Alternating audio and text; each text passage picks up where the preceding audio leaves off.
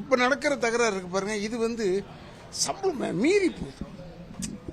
200 கோடி 300 கோடின்னு சம்பளம் ஒருத்தருக்கே கொடுக்கும்போது அவங்களால எடுக்க முடியல. தயாரிப்பாளர்களுக்கும் நம்ம ஒத்துக்கிட்டு தான் ஆகணும். சிலது தவறு இருக்கு, அதை பிரித்து கொடுங்க, அதை எப்படி வேணால் இப்படி கொடுக்க அப்படி கொடுங்கன்னு ஒரு ஐடியாஸ் கொடுக்கலாம்.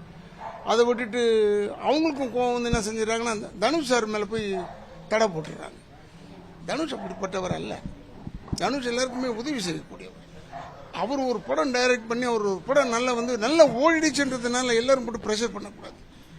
நமக்கு ஒரு நல்ல ஒரு தயாரிப்பாளர் கிடைக்காம போயிடுவார். Is also producer. அதனால் அவர் வந்து ப்ரொடியூசர்லேயும் இருக்கிறோம், நாங்கள் நடிகர்லேயும் இருக்கிறோம், எல்லாத்தையும் கலந்து. இப்போ நான் பெப்சியில் 40 இயர்ஸாக இருக்கேன், இதில் டப்பிங் யூனியனில் தலைவராக. அதனால் மிக்ஸ்டாக இருப்போம். இதில் இது வந்து ஒரு பெரிய குடும்பம். இது இந்த மாதிரி தகராறு வரும்போது இல்லை, நீங்கள் பத்திரிக்கையாளர்கள் நீங்கள் மட்டும் வெளியால் இல்லை, நீங்களும் நம்மளுடைய ஆட்கள் தான். உங்களால் நாங்கள் வளர்கிறோம், எங்களால் நீங்கள் வளர்றீங்க, இப்படி இருக்குது. எல்லாமே கிவ் அண்ட் டேக்ஸ் ஜாஸ்தி இருக்குது. அதனால் எந்த விதமான ஒரு காரண காரியத்தோடு ஒன்று சொல்லி ஒரு ஒரு சைடாக எடுக்க முடியாத நிலைமை என்னுடைய நிலைமை. ரெண்டு சங்கங்களுமே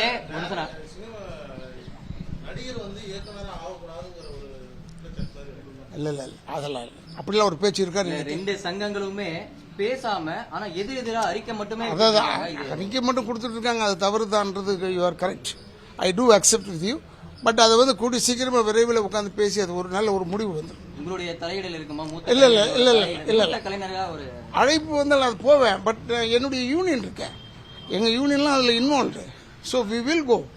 நாங்கெல்லாம் வருவோம், எங்களை கூப்பிடணும்னு அவசியமே இல்லை. இது எங்க குடும்பத்தை தக்கிறாரு. ஏன்னா அந்த திரைப்பட பணிகள்லாம் நிறுத்த போறேன்றாங்க. அதெல்லாம் நிக்காதுங்க, அதெல்லாம் நிக்காது, எதுவுமே பாதிக்காது, எதுவுமே நிக்காது. ஏன்னா நின்னா எவ்வளவு பெரிய பாதிப்பு எல்லாருக்குன்றது தெரியும்.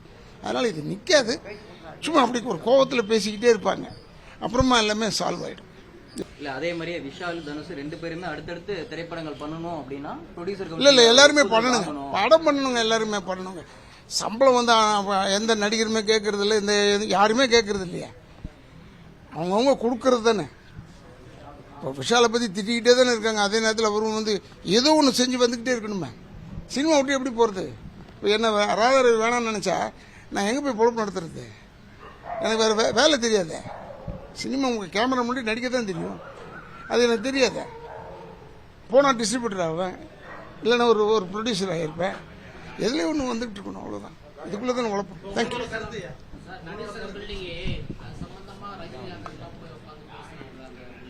எனக்கு தெரியாது, எனக்கு நடிகர் இப்போ சம்பந்தம் இல்லை, அதனால் எனக்கு தெரியாது. அதான் எது இன்னும் இது மாதிரி பிரச்சனைகள் வந்துகிட்டே இருக்கக்கூடாது. இது ஒரு இன்ட்ரெஸ்டிங் பிரச்சனை. இது புரியுது உங்களுக்கு? இது ஒரு இன்ட்ரெஸ்டிங் பிரச்சனை.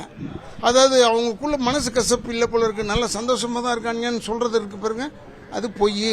எங்களுக்குள்ள பிரச்சனைகள் இருக்குன்னு சொல்றதுக்காக இது பிரச்சனை. ஓகே. செய்திகளை உடனுக்குடனும் துல்லியமாகவும் தெரிந்து கொள்ள சப்ஸ்கிரைப் பண்ணுங்க.